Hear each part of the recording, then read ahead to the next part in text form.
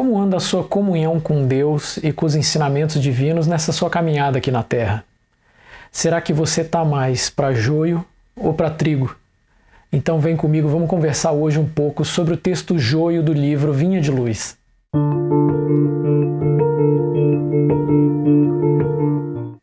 Olá, sejam bem-vindos de volta. Como sempre, eu vou dar aquela primeira lida no texto para que todos vocês possam acompanhar. O texto aparece em tela e depois a gente vai refletir um pouco sobre quais insights que surgiram a partir dessa leitura. Eu lembro sempre que isso é muito particular de cada um, do momento de vida que você estiver vivendo. Eu vou ter uma leitura, você outra. Então, se aluzir a você alguma ideia diferente da que eu vou colocar aqui, fica à vontade para deixar aí nos comentários e dividir com a gente para enriquecer essa experiência, né? A nossa, que estamos aqui agora, e a dos demais que virão depois, pegar esse vídeo já gravado, já publicado há um certo tempo, mas poder usufruir desse debate nosso aí. Então vamos lá. O texto joio. Deixai crescer ambos juntos até a ceifa, e por ocasião da ceifa direi aos ceifeiros: colhei primeiro o joio e atai-o em molhos para o queimar. Jesus, Mateus 13:30. Quando Jesus recomendou o crescimento simultâneo do joio e do trigo, não quis senão demonstrar a sublime tolerância celeste no quadro das experiências da vida. O Mestre nunca subtraiu as oportunidades de crescimento e santificação do homem, e nesse sentido o próprio mal, oriundo das paixões menos dignas, é pacientemente examinado por seu infinito amor, sem ser destruído de pronto. Importa considerar, portanto, que o joio não cresce por relaxamento do lavrador divino, mas sim porque o otimismo do celeste semeador nunca perde a esperança na vitória final do bem.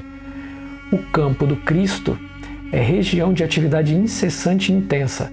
Tarefas espantosas mobilizam falanges heróicas. Contudo, apesar da dedicação e da vigilância dos trabalhadores, o joio surge ameaçando o serviço. Jesus, porém, manda aplicar processos defensivos com base na iluminação e na misericórdia. O tempo e a bênção do Senhor agem devagarinho e os propósitos inferiores se transubstanciam. O homem comum ainda não dispõe de visão adequada para identificar a obra renovadora. Muitas plantas espinhosas ou estéreis são modificadas em sua natureza essencial pelos filtros amorosos do administrador da seara, que usa afeições novas, situações diferentes, estímulos inesperados ou responsabilidades ternas que falem ao coração.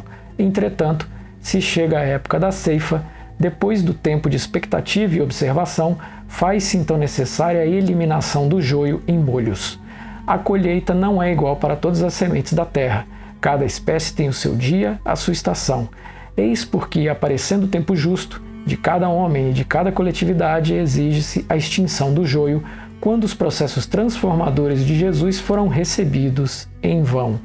Nesse instante, vemos a individualidade ou o povo a se agitarem através de aflições e hecatombes diversas, em gritos de alarme e socorro, como se estivessem nas sombras de naufrágio inexorável. No entanto, verifica-se apenas a destruição de nossas aquisições ruinosas ou inúteis, e em vista do joio ser atado aos molhos, uma dor nunca vem sozinha.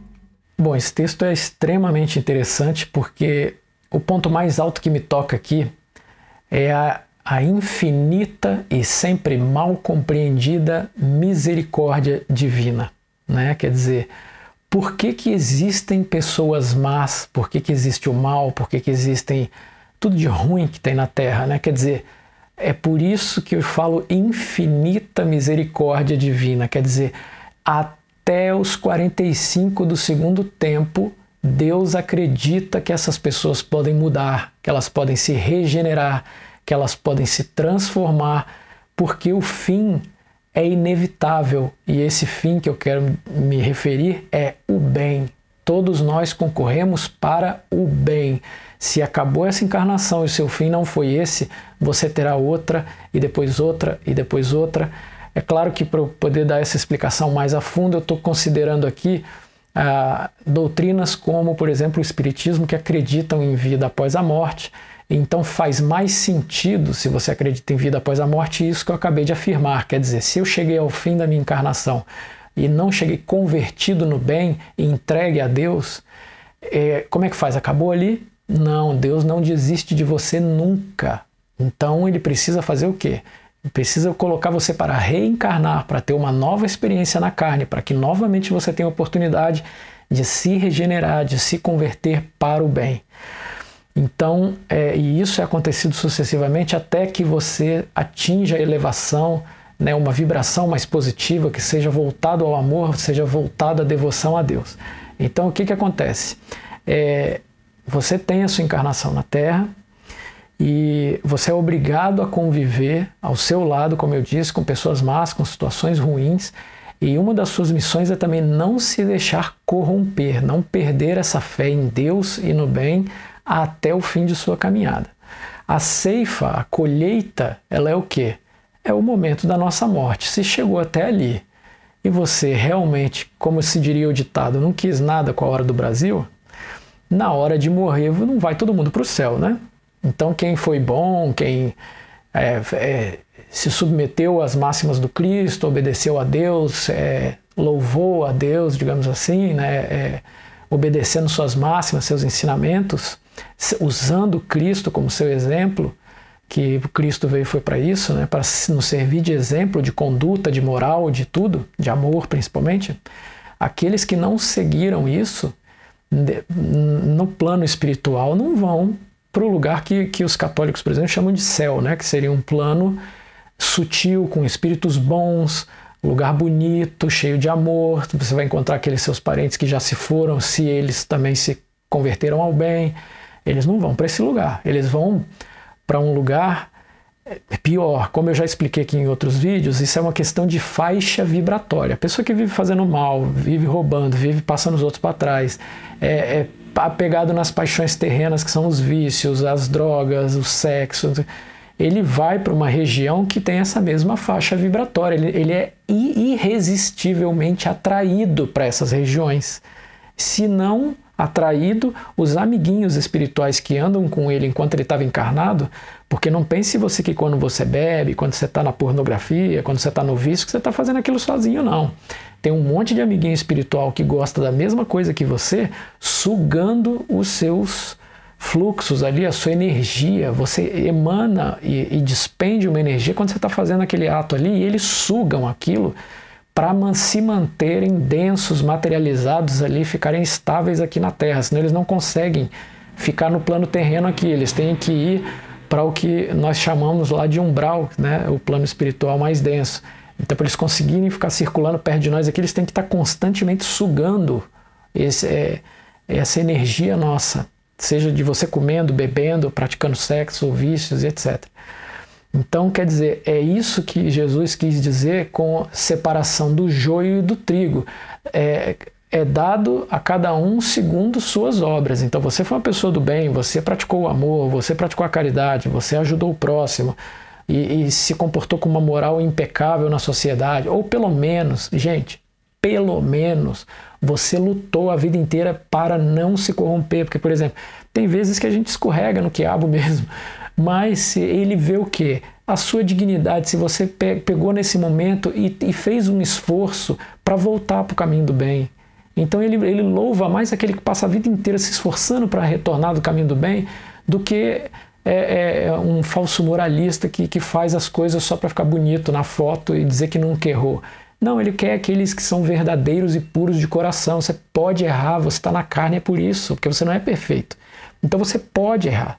O que Deus quer de você é o quê? Que você sempre lembre do caminho para casa, pô. Volta. Volta do erro e volta a tentar o caminho de tentar acertar.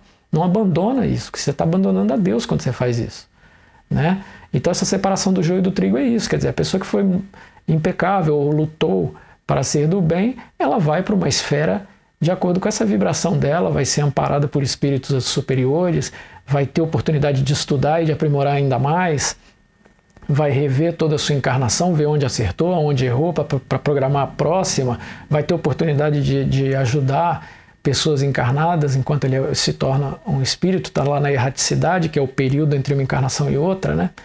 Já o nosso amigo que só fez as coisas erradas, ele vai padecer por muitos anos em zonas muito inferiores, até que ele se renda a pelo menos fazer uma prece pedindo ajuda a Deus, se rendendo a Deus. E é só nesse momento que eles resgatam o espírito dessa zona inferior para dar uma chance para ele na zona superior. Ou seja, não adianta resistir a Deus, ao Cristo, à espiritualidade superior. Não adianta. No fim, seja aqui na Terra, seja desencarnado, você vai ser compelido a isso, vai ser obrigado a isso, porque faz parte da existência caminhar para a evolução. Só se anda para cima, não se anda para baixo. Ou você para, estagna, ou anda para cima. Para baixo não. Tudo que você evoluiu, você não perde. Só que pode acontecer o quê? De você passar anos estagnado, parado, ou várias encarnações estagnado, parado, mas você não involui, não sei se essa palavra existe, você somente evolui ou estagna. Bom, daí viriam várias ideias, tem várias coisas para a gente conversar a respeito disso, mas para o vídeo não ficar muito grande, se você achar que tem uma coisa válida a acrescentar, deixa para a gente aí no comentário. Tudo bem? Muito obrigado pela sua audiência, pela sua participação. Fiquem com Deus.